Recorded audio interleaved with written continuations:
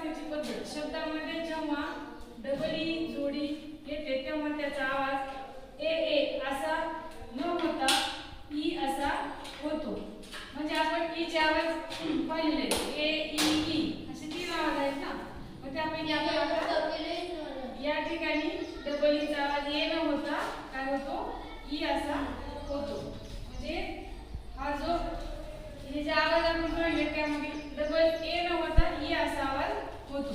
मग या ठिकाणी एक उदाहरण घेतले बघा एफ डबल ई. तर हा शब्द कसा वाचायचा एफ चा आवाज फ डबल ई चा आवाज ई. त्यामुळे एफ ई चा आवाज एफ डबल ई चा उच्चार होतो फी. म्हणजे आपण शब्दाचं वाचन करत असताना चुकणार नाही.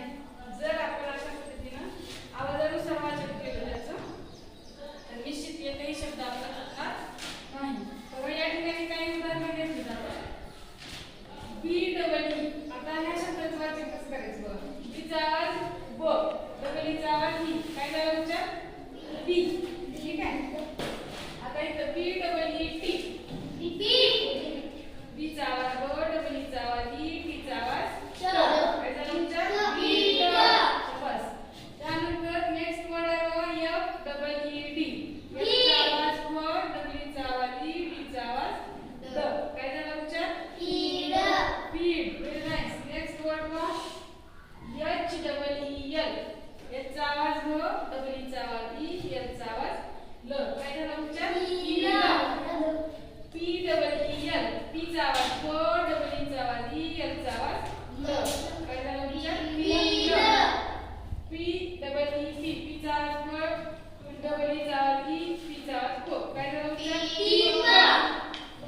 Next word S double E. यसचा आवाज स ईचा डबल ईचा आवाज ई. काय झालं उच्चार see. S double E D. यसचा आवाज स डबल ईचा आवाज ई टीचा आवाज ड. अशा पद्धतीने आपण हे 8 जे शब्द आहेत ते वाचले. आता त्याच पद्धतीने इतर पुढचे शब्द वाचन करायचे. पहा या ठिकाणी डब्ल्यू चा आवाज व डबल ईचा आवाज ई डीचा आवाज ड. काय झालं उच्चार weed. Very good. Next word बघा Q U double E L. क्यूचा आवाज क यूचा अ डबल ईचा ई यांचा क्वीन. काय झालं उच्चार क्वीन.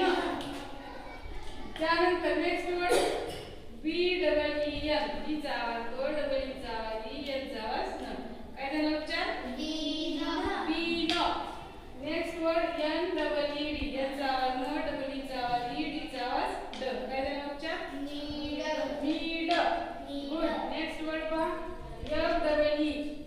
एफचा आवाज फ डबल ईचा आवाज ई. काय झालं उच्चार फीड.